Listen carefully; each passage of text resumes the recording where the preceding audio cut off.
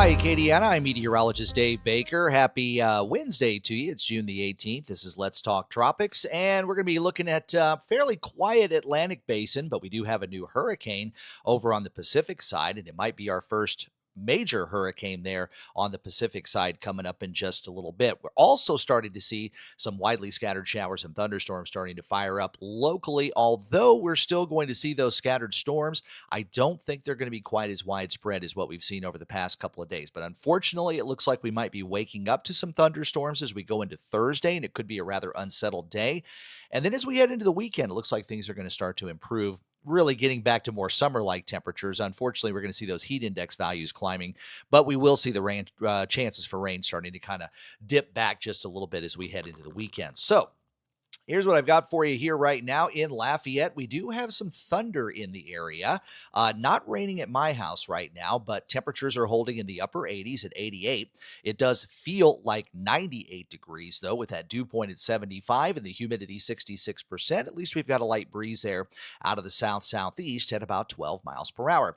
And as we look at the traffic cams, it looks like generally everybody, at least on these cameras, it looks like we're pretty dry. I can see some rain off in the distance there out to the west of Opelousas, but the 49 there at 190 looks okay. Also some dark skies off toward the west near Alexandria, but at the US 71 at 49 exchange there, we're not seeing any rain or any wet roadways there.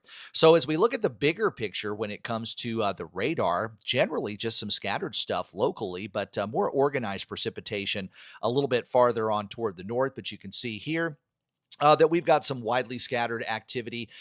We got some showers there west of Maurice and then up toward Karen Crow and then up the 49 there, those dark skies you saw there in Opelousas, and a little bit farther toward the west, again, just some spotty showers. This is kind of typical afternoon stuff that we would normally see during the month of June, not quite the widespread activity that we've seen over the past several days. Part of that is because of a lingering trough that's been in the area and low pressure that's out here in the middle part of the country. Got a frontal boundary out there too, and that trough kind of extends a little bit farther toward the south, and that's what's been keeping things a bit unsettled. You'll probably notice there's also a flare-up of thunderstorm activity there over the Bay of Campeche. Part of that is the Central American gyre. Part of that is from Hurricane Erick. That's over the Pacific, and then also we've got that trough that's kind of lingering there over the southern part of the Gulf. So that's keeping things unsettled there, but we're not expecting any tropical development, at least in the lower parts of the Gulf waters. There's a look at your winds and seas for today. I think winds are generally going to be out of the south at about 10 to 15. NRCs are going to be running about 1 to 3 feet. But do remember, if you're going to do some boating or if you're going to be out there, winds and seas are going to be considerably higher around those scattered showers and thunderstorms. So let's dive right into what we've got going on. Not a ton of stuff to talk about, but we've got a few things to watch. Again, we were talking about that flare-up of heavy rain that's out here over the western coast of Mexico. A lot of that is just some Central American moisture and also a little bit of energy that's coming off of Hurricane Erick, which I'm going to get to in just a little bit. But we still have kind of a lingering upper trough that stretches across parts of the Gulf waters. And that is continuing to keep the rains going, but we're not seeing any tropical development. We've also got some thunderstorms out here off the coast of Florida. Again, nothing organized there, and some widely scattered showers and thunderstorms up along the Florida Panhandle as well. Things are a little bit more interesting down here in Central America, not exactly when it comes to any tropical weather, especially over on the eastern side of Central America. We still have what's left of a kind of a tropical wave here that's kind of drifting its way off toward the west. And there's a lot of moisture that's available there over Central America. And then right over here, this is Erick. It is a hurricane, and its winds are up to 85 miles per hour, and it's forecast to become a major hurricane before landfall. But some of the energy is kind of scooting its way there along Central America and keeping things unsettled with a lot of heavy rain. Meanwhile, the Caribbean is relatively quiet. We've got a little bit of a tropical wave that's kind of working its way westward right about here, and you got another tropical wave that's right there, and you got a few of them that are going out into the Atlantic. Still have a bit of an upper trough right in here. You can see a little bit of that rotation there that's over Cuba and over toward the Bahamas, and that's helping to keep that unsettled weather going out here over the western part of the Caribbean as well, down toward Panama, Costa Rica, and over toward Nicaragua as well. And on the tropical Atlantic satellite, again, we're just watching a few tropical waves that are out there. There's several of them, one there, and looks like one right about in here. So tropical waves are making their way across the Atlantic, but at this point, there's nothing looking really interesting. I think if there's anything really to talk about, is there is a little bit more convection around this particular tropical wave, but we'll just watch it as it continues to make its way westward across the Atlantic Ocean. So as of now, the National Hurricane Center not thinking we're going to see any tropical activity here for at least the next week or so. But let's go to the Pacific side, and boy, you can really kind of stands out there. This is Hurricane Erick right there. That was a tropical storm when we did Let's Talk Tropics yesterday. It is now a hurricane, and those winds are up to 85 miles per hour, and it is forecast to strengthen over the next 24 hours. It's not going to be long before it makes landfall, but you can see hurricane warnings are up there for the southern coast of Mexico, but it is forecast to become a major hurricane right at landfall. So that would be a category 3 or higher. I think the forecast winds are at 115 for this particular system as it makes landfall. So hopefully we won't have too many issues with that moving into Mexico. But a lot of wind, a lot of rain and storm surge. And unfortunately, you've got a major hurricane that's coming in there. Some of that leftover energy, moisture wise, is probably going to get pulled up into the lower 48. But at this point, it doesn't look like it's going to be a major issue for us here along the Gulf Coast. Also yesterday, the Global Tropics Hazard Outlook updated. So this is a brand new map. And if you look at the Gulf and the Western Caribbean, really it's absent of anything. And I will tell you, the models are also suggesting limited activity over the Atlantic Basin here over the next 2 weeks. Now, the Pacific appears to stay a little bit more active, but even the Pacific might be showing some signs of weakening or at least limited action out there as we go into the early part of July. Now, remember, June, we usually see one or possibly 2 tropical storms. July seems to quiet down just a little bit before it ramps back up in August. It's not always the case, but a lot of times you get tropical systems that develop early in June and then everything kind of fades away for about a month. But do remember, August is not far away, so you still need to be prepared for hurricane season as things will get active in the next several weeks. So let's look at our water temperatures. I did want to point out, at least in the central and eastern part of the Gulf, right in this particular area, we're starting to see those water temperatures exceed 30 degrees Celsius. So you're talking about a Fahrenheit temperature of about 86 to 87 degrees in those areas, and that extends down over the western tip of Cuba as well. And really, all of the waters in the Atlantic Basin where we would normally see tropical activity during June and July, well, those waters are already ready for anything to come around. The only exceptions are going to be right off the Florida coast and right off the Yucatan, but those temperatures are in the upper 70s, and they're going to be pushing 80 degrees here over the next couple of weeks, and will probably follow along with the rest of the Atlantic Basin. Another thing to notice is that loop current over the southern part of the Gulf here seems to be getting a little bit more prominent. We've had high heat content here across much of the Caribbean Sea.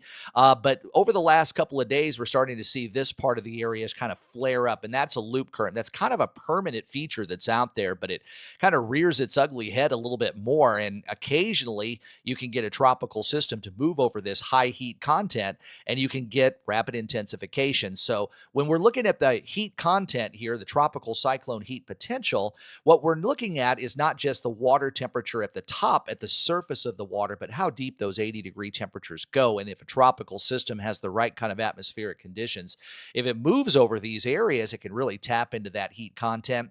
And sometimes you get some rapid intensification. We've seen that a number of times.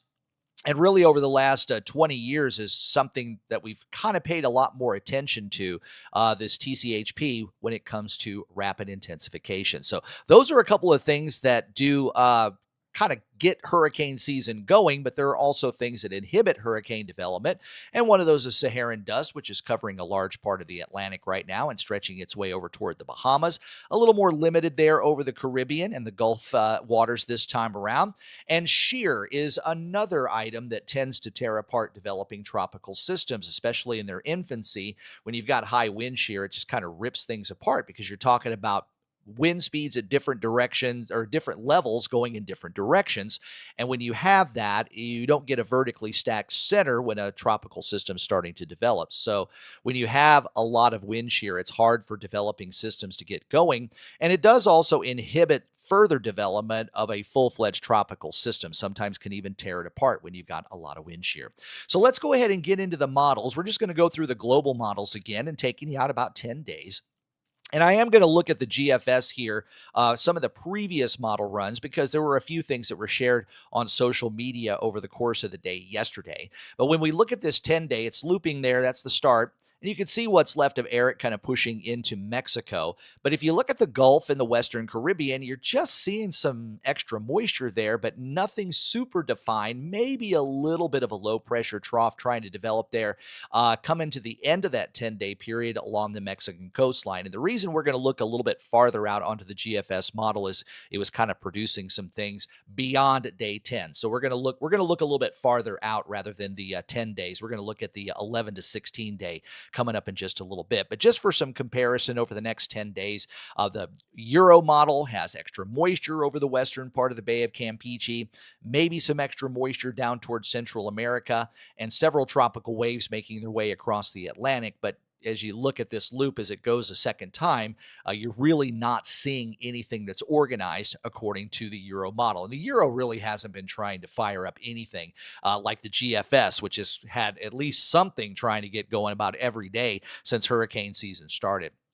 Canadian model, again, you see Erick there on the left kind of fizzling out as it moves into Mexico.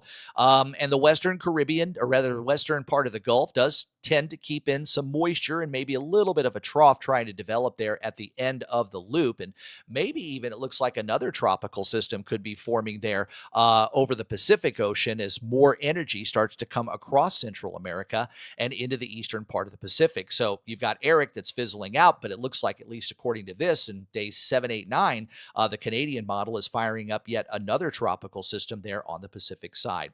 Finally, the icon only goes out 7 days, but we kind of want to take a look at that as well. And global models, the reason we look at the global models is just to see what it's hinting at here over the next week or two.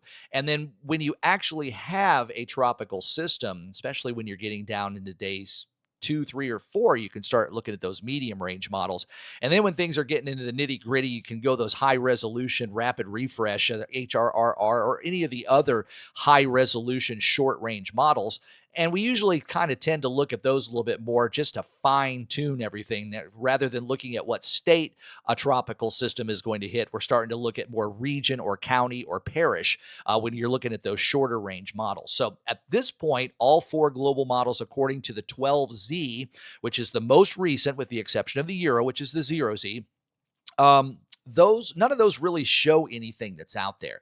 But I want to go back in time. And if you're new to Let's Talk Tropics, this is something that I did a few days ago when the GFS was kind of showing that there was going to be some development. So what I'm doing on this particular, if you look right up here at the top, let me go ahead and get my little telestrator here first, just so we can go through these different things. So I'm starting with some of the model data that was going on yesterday. So that's yesterday's date, 0Z. So actually that's, what is today? Wednesday. That's Monday night's run. And what I'm looking at is the first couple of days of July. So you can see this particular map is showing July the 2nd. So going into the very beginning of July. So as I interact with some of this here down at the bottom, I can look at where you see previous run and next run.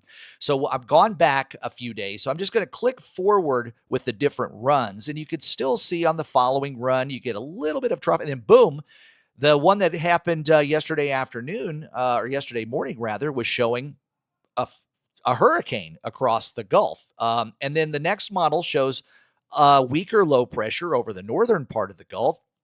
And then the next one, which this one ran yesterday evening, doesn't show anything. And then you can see as I progress into the models that we have today, some of the GFS for the first bit of July is still kind of indicating a weak low pressure area over the Bay of Campeche, but nothing that looks as impressive as what some of the models were showing yesterday. So Again, what we want to look is model run to model run. And if you get agreement for that, and then after that, you start to compare that to some of the other computer models. You can go with the GFS versus the European, or the GFS versus the Canadian. But once you get a model that's producing something run after run after run, you start to bite a little bit more. But looking at this, where you've got a system and then there's no system, and then there's one in a different place, and then there's nothing for 2 more runs, then you really start to doubt. But remember, this is looking at July 2nd. So you're talking about 14 days out, 2 weeks. So models really can't be trusted. So that's why we look at these, just to look for trends, and that helps us kind of figure out where and when things are going to get started. But so far, we haven't had anything, and I'm not really sure if we're going to see any tropical, or at least name systems at this point during the month of June. We've only got 12 days to go, and models are really quiet going out for the next couple of weeks. So we might have to wait till July to get our first name system. And usually the first name system arrives by June the 20th. So we're about ready to start to push into behind schedule, which is always a good thing. We want to see less tropical systems that are predicted, because the less there are, the less folks are affected. Now, speaking of you still need to get ready for hurricane season, even though there's nothing going on, and we probably aren't going to see anything for the next couple of weeks. But there are plenty of items for preparation that are out at the stores, or perhaps you've got a lot of this already laying around at the house. So look over this list, and if you got a few of these, go ahead and gather them. But this is the time that you need to be gathering your hurricane kit to get ready for hurricane season, well ahead of any storms. And it just makes it so much easier when you've got your stuff prepared and you're not rushing the stores like everybody else, when you've got other things that you need to get ready, especially if a hurricane or a tropical storm is headed our way. Well, I hope you enjoy Let's Talk Tropics. If you do like this video, subscribe to my channel and also turn on those notifications. Remember, you can hear my forecast daily on Big 102.1, Planet Radio 106.7, and Freedom 95.1. And also follow my social media pages for radar updates here and there, and also anything that might kind of fire up. You can follow me on Facebook and X, and of course, thanks to everyone who has already subscribed to Acadiana Weather Today right here on YouTube. Thanks for joining me on this Wednesday afternoon. I'm meteorologist Dave Baker. I'll see you tomorrow morning for Acadiana Weather Today at 7. See you then.